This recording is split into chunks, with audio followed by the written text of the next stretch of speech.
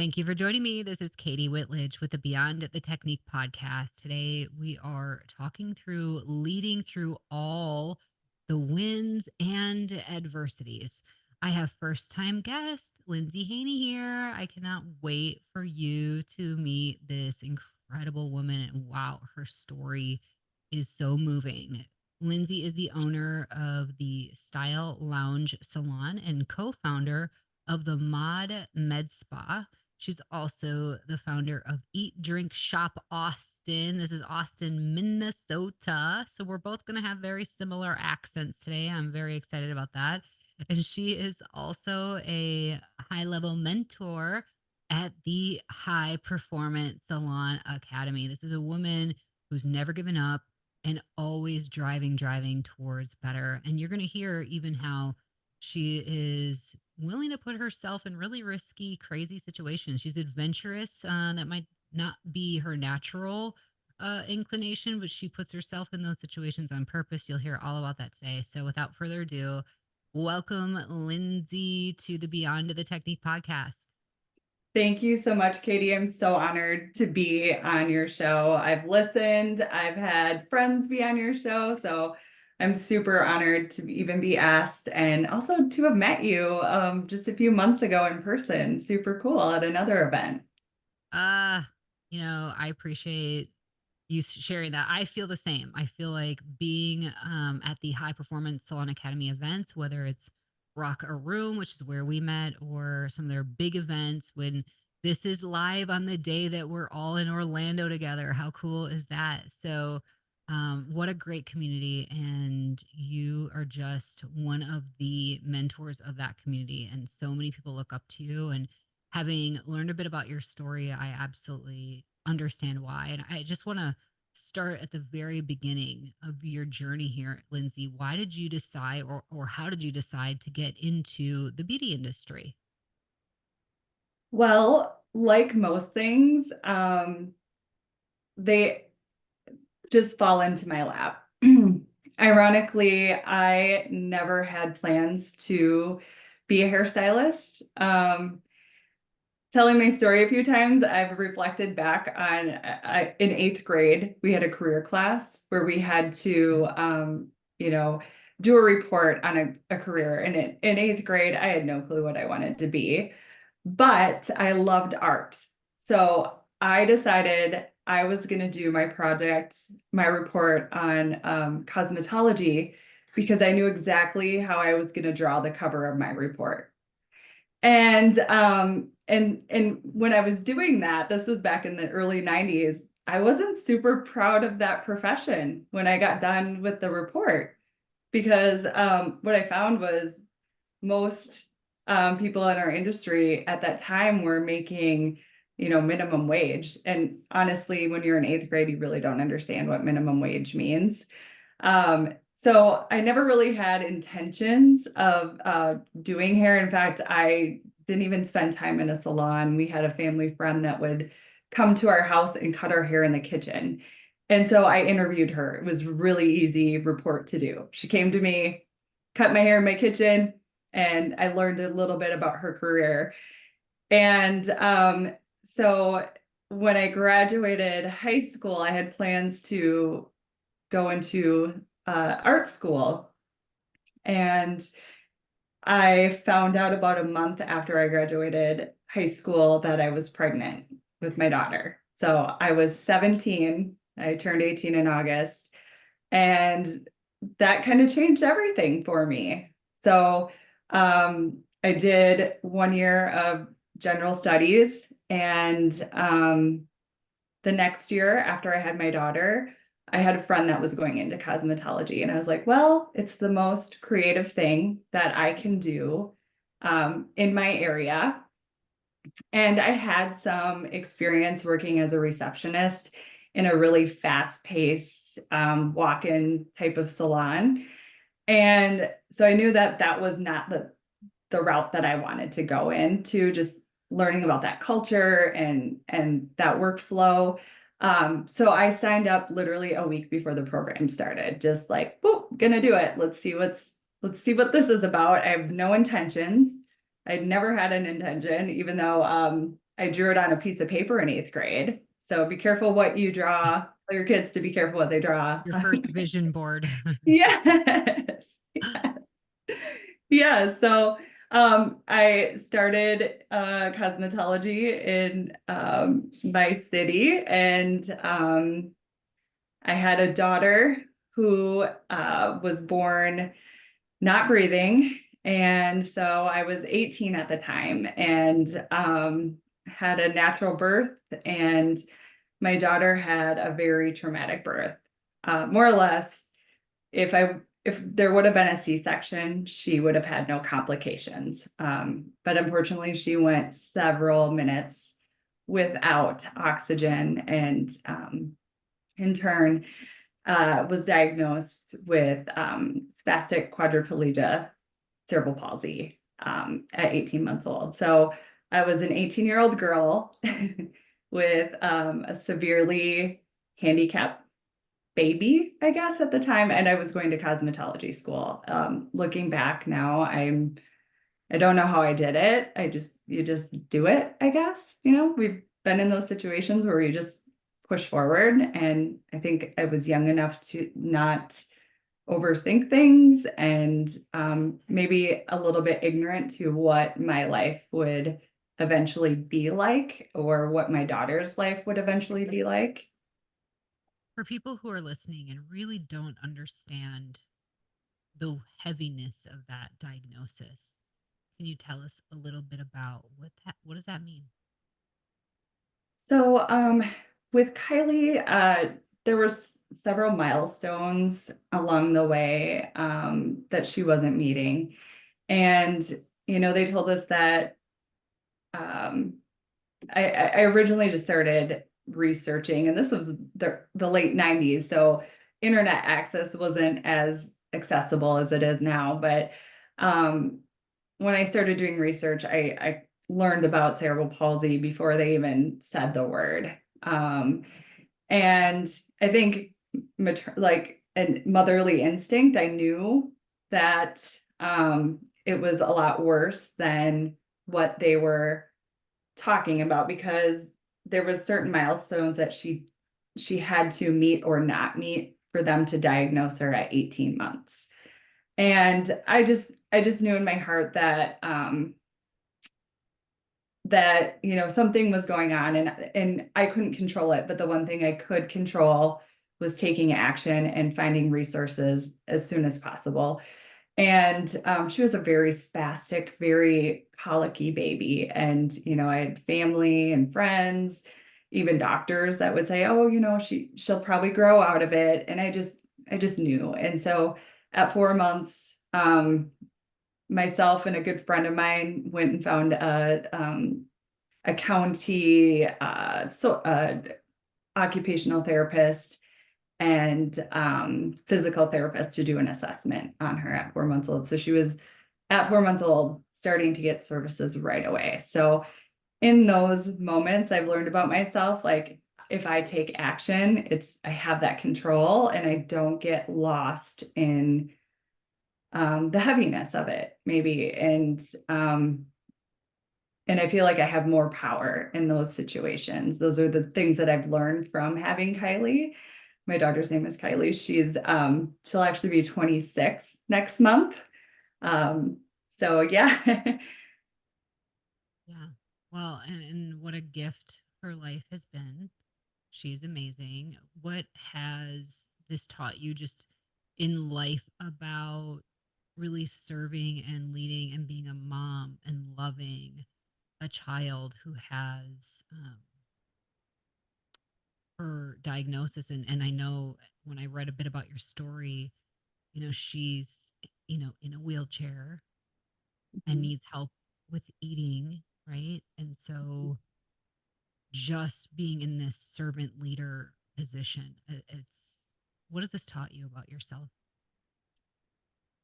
Well, yeah, what's unique about Kylie is she's severely physically handicapped. So she is nonverbal.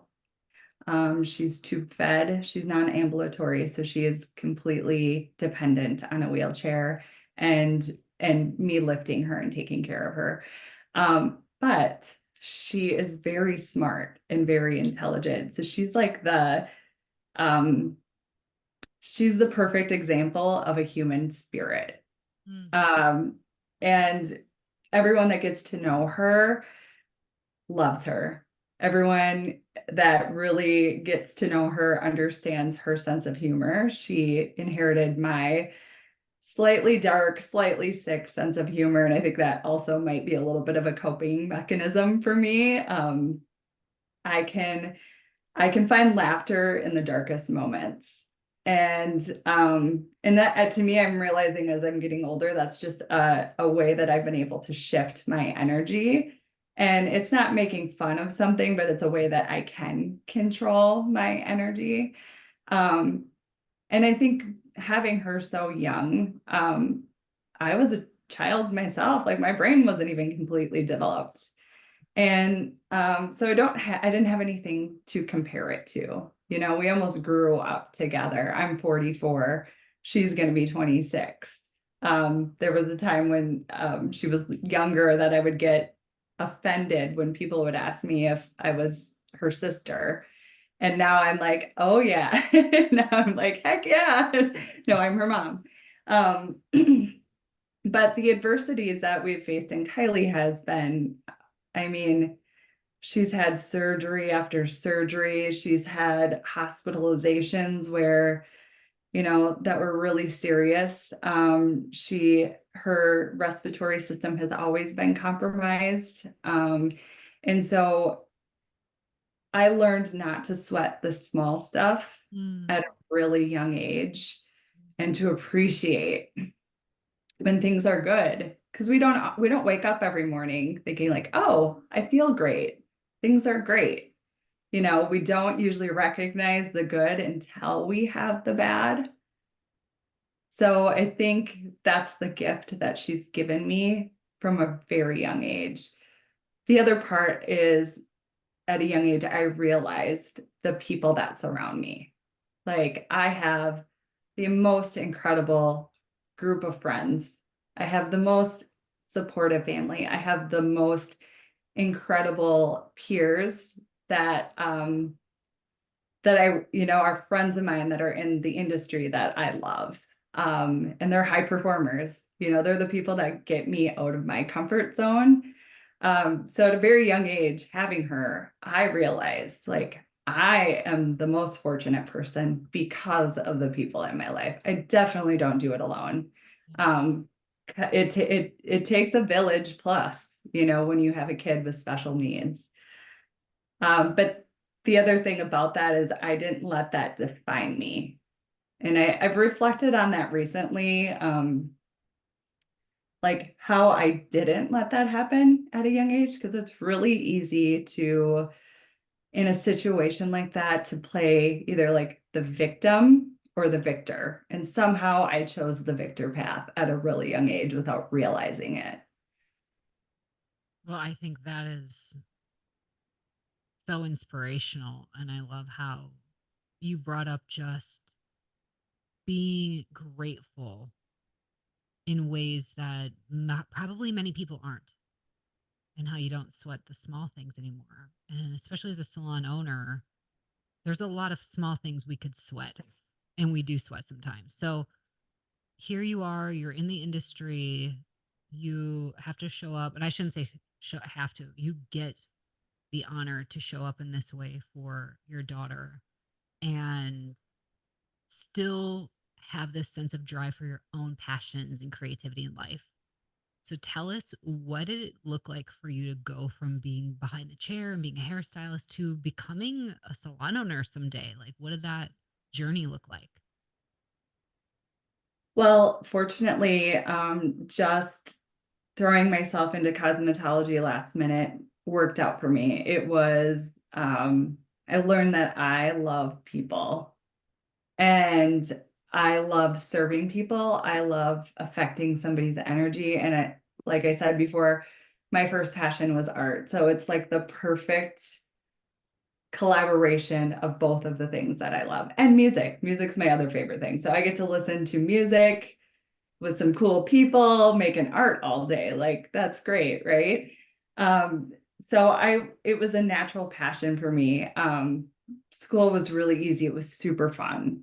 And then, um, my first job, was in a mall, like a mall setting with walk-ins, and I built a clientele really quickly. And it was because I enjoyed what I did, and I had a group of people around me at that salon that were caring, loving, supportive, very inviting. It was a really great culture. And I became pregnant with my second child during that time. And so I had married my high school sweetheart. We didn't know if we wanted to have another baby, and it just like, we're going to try one time, and it happened. And I got pregnant with my son. And um, after I had him and I had been on maternity leave for a while, I kind of realized like I had outgrown that space. I loved the people, but I had gotten to the point where I was like surpassing people in levels that had been there for years. And I had an opportunity to work at another salon that really valued education, and it was a smaller group. And from there, I realized like who I wanted to surround myself in that industry. Like I really valued education. I didn't realize that until I got older and in my industry that I loved. I was never challenged in school, but I would rather be in the art room, right? So realizing who I needed to surround myself with to grow early on in my career. And we all have our own stories of opening a salon, right? We all kind of have those um, our own journeys with that. And that also kind of just fell into my lap once again. And I just took the risk and went with it. But I knew what I knew starting my salon was I knew the people that I wanted there, the type of people, the culture. Mm. And I knew that I wanted people that really valued education and wanted to make a career out of um, being a hairstylist. Because what I had experienced in my early career was it was kind of a part-time gig for some people. Like the first salon I worked at, it was more of like I get to hang out with my friends and kind of work part-time. And I truly loved what I did, and I wanted to make a career out of it. So you opened your first salon, and now you not only own a hair salon, but you're co-founder of a med spa, which is so awesome. I feel strongly that it's a part of the future of our industry, the medical side of all the aesthetic things that we're doing to ourselves. So, tell me, what is it like to really have, you know, juggle or two different brands, two different types of business, both beauty, but they're very different birdies. Tell us just a bit about how do you pull it off, and what does it take to do both really well? Well, once again, it goes back to the people you surround yourself with. Um, I had my salon had been going for we've been in business now for 13 years, and um, during the pandemic, I us salon owners know what our experience was because we didn't get unemployment. So we were kind of just doing whatever we could to survive. I was going through a divorce at that time as well. And so I just knew that I needed to keep myself in a really healthy space. And that meant surrounding myself with the people that could hold me accountable.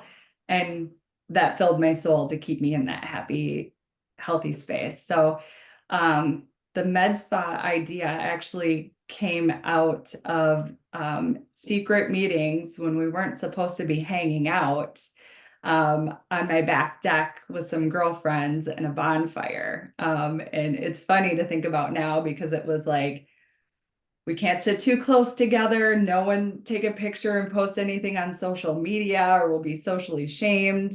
Um, and I realized at that time, like my mental health is just as important as my physical health.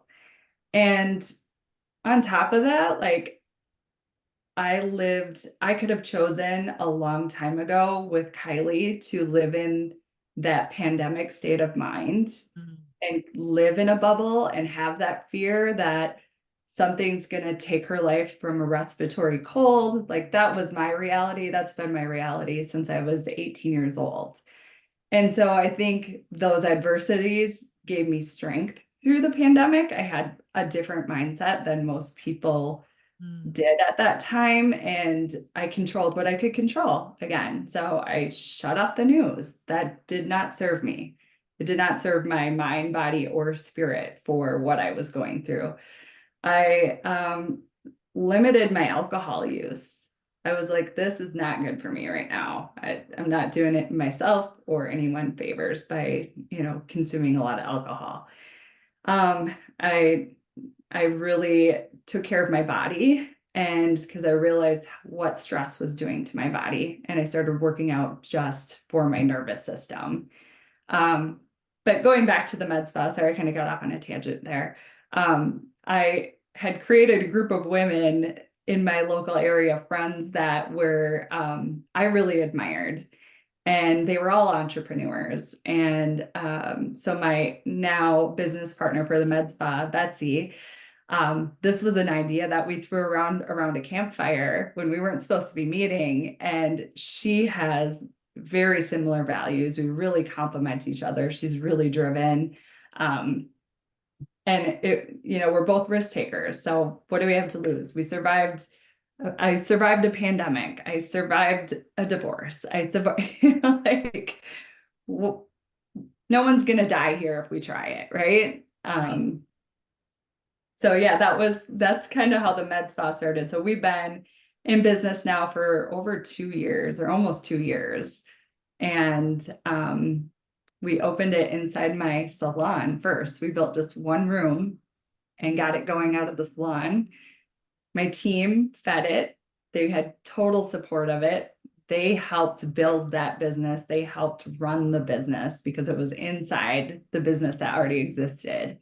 Um, and so I already had that culture of that, like, love and support and cheering it on, even though it wasn't part of their, daily responsibilities. They jumped in, helped out, and it's evolved since then even. Well, I think that's a testament to the type of community that you cultivate. And I really took away just hearing you that you are a very self disciplined woman. When you make your mind up and you make a decision about something, you can almost pre decide, here's what I'm going to do. And then you stick to it and you do it. And I really admire that. That is not something that's typical. And yet, I think it's so important. So I applaud you for just those decisions you made throughout the pandemic, and even your attitude of taking the risks of why not, you know? And so I love, love, love that. What are, you talk about taking the risk. What are the adventures that you've chosen to put yourself into that maybe you wouldn't have done before, but you've done some crazy things. Tell us some of those wild adventures you've been on, and why do you do it? So again, that goes back to the people you surround yourself with, right? A lot of these things I would never have signed up for on my own. Um, I have driven tanks and raced an actual tank, and I Like a won. huge military tank. Huge military tank. I shot, and I had never shot a gun before until like 2 weeks before this event. But along with the tanks, we shot all these different types of guns in a shooting range. And I had the opportunity to shoot a 50 caliber Barrett gun. Excuse my ignorance. Yeah, I me don't even know neither. if I said that Yeah. right. But anyway, the bullet was the size of my hand. Wow. And when I shot it, it almost blew my hair extensions out. Like that was the power behind it. And somehow I hit a bullseye with it. Wow. I've done racing on a razor track, professional razor track, and I rolled it.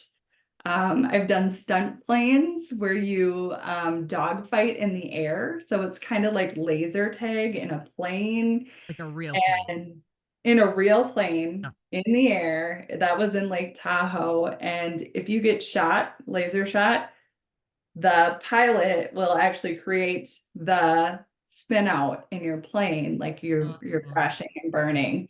I did some rock climbing. I've gone skydiving. I think those are all things that, again, I would not have got involved with. I've had a mentor for, gosh, Jason Everett's been my mentor, since 2004, 13, so like 10 years, um, before he evolved and created high performance. So I've invested in coaches and mentors and it's the laws of attraction. What you put out, you get back. So I've been surrounded by some incredible entrepreneurs that are risk takers that push me out of my comfort zone to do things that I never would have done before. Um, and all of that happened, most of that happened during my divorce pandemic. And I kind of just took on a new entity during mm. that time. So, we talk about midlife crises, and I'm excited for anyone that gets to go through a midlife crisis because mine was incredible. Well, I don't even know if I could imagine doing some of those things. The plane thing especially. Because it's wild and it's just scary, right? But you have to face your fears and do things anyway. And so, well done on just putting yourself in that position. I imagine how empowering that is. And so, when you come back from those adventure experiences, how does that impact your team and your company, both your companies? That's a great question. It'd be great to get the perspective from my team, whether they think like, wow, she's crazy, or wow, that's incredible. I know, like, after I went skydiving, I had a bunch of my the stylists in my salon that wanted us to have our own little high octane adventure. And they were down to, like, they're down to set up something and do something like that together as a team. So I guess it's inspiring. But I think just there's an incredible high, and part of me wonders if it's like me living this best life I can, physical life, because my daughter can't, Mm. and so I don't take that for granted. And we're all capable of anything. So much of it is our mindset. The scariest thing I ever did, Katie, was go to Rocker Room, which was a training to learn how to facilitate on stage. Like, public speaking is not my jam. Like, I'm one-on-one with people, maybe a small group, maybe a group of 30, but to be on stage, so that I did that. That was more scary than stunt planes for me. Like, I'll be honest, like, I was shaking my boots, sweating through my clothes during that, where you're just a natural. Like, I totally look up to you for that. But that was me doing it, not necessarily that I plan on facilitating on stage someday. Someday I tell myself it's not for me, but every time I say that, I end up doing it. But it was more about like, I'm kind of a little bit, I don't want to use the word addicted, but I'm really into like getting out of my comfort zone. Like, that's something I'm more intentional about, I guess. Ah. Well, I never would have guessed that that was intimidating for you, or like the thing that you were more scared to do, because I feel like this is a natural thing for you. So, that's interesting. And I also like how you brought up, we have our comfort zones, and right outside of our comfort zone is that stretch zone, and that's where growth happens. And it just sounds like you intentionally and consistently put yourself in your stretch zone. So I'm curious for you, Lindsay, when you look at your businesses over the next, now what do we have? 10 months left of the year. What are your main objectives in running your med spa and your salon this year? So, over the last 6 months, we have really focused in on creating an incredible leadership team. And though my business partner has no connection with the salon, the med spa and the salon, we've adjoined our leadership teams together to work as an umbrella sister company. And right now I was the one that wore all the hats, like when you've been the person that did the marketing, you're the person that does the payroll, you're the person that, is in charge of all the operations, the scheduling, all the things. And at that time, and at one time, I was working so much behind the chair too. And those moments where you're like, how did I do that? I don't know how I did that. Um, and so now it's like empowering other people in my company to have opportunities above and beyond behind the chair.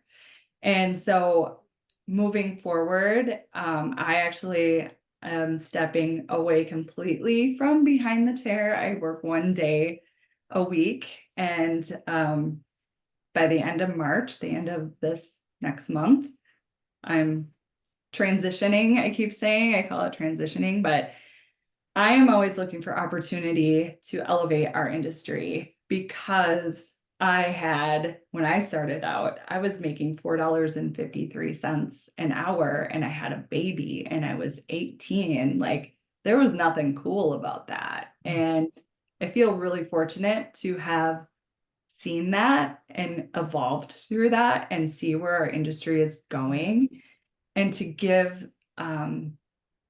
the stylists and estheticians in our companies that ability to create a comfortable career that they're proud of with so much opportunity for growth. So it sounds like I always have everything planned out, but no, things just kind of land in my lap, like we've talked about before.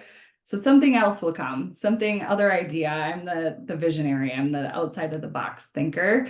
So whatever happens next, but right now that's our focus is really like growing our leadership team, empowering them, and growing the stylists and the estheticians inside of both of our companies. Well, congratulations to setting that firm date that you will be off from behind the chair and really freeing yourself up to be that creative visionary, work more on the future of your business brands. And even, when I asked earlier, like, how has your adventures impacted your companies? I firmly believe, like, as the leader gets better, everybody else gets better. So I want to see you, and I know that I'll continue to see you make those choices and put yourself in those situations to stretch yourself. So I just love hearing from you. I appreciate all of your vulnerabilities that you've shared today. Um, Life hasn't been easy, and yet you just come from such a place of gratitude and abundance that that's really magnetic. And I love that about you. And we can all learn from that and just wow. Before we're done, though, I want to ask, if you had any, final words of wisdom for owners listening today. Maybe they have celebrated some wins, but really not given themselves enough opportunity to celebrate, or they are going through some adversities right now. What would you want to share with them today? I would say when you're in the adversity, my quote is that I'm known for, there's always the big F you before the big F yeah. And so when you're in it, just recognize it. I'm in the F you right now. And stop and look and see who's surrounding you, like who those people are. And if they're not the right people, like that's something you can control. You can control your mindset.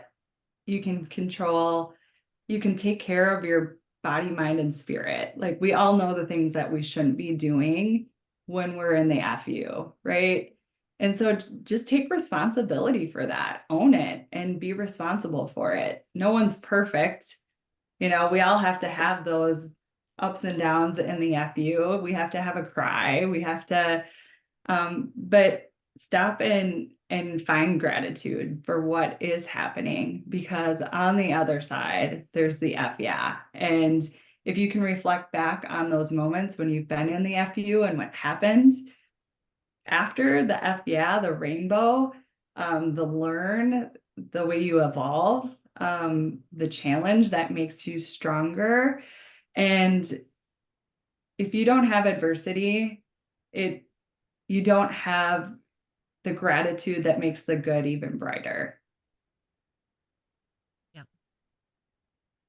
Awesome. Awesome, awesome message. Lindsay, thank you so much for being with me today. I really appreciate you. Oh, thank you, Katie. I loved connecting with you. I loved meeting you. I'm excited to, We're going to be um, together.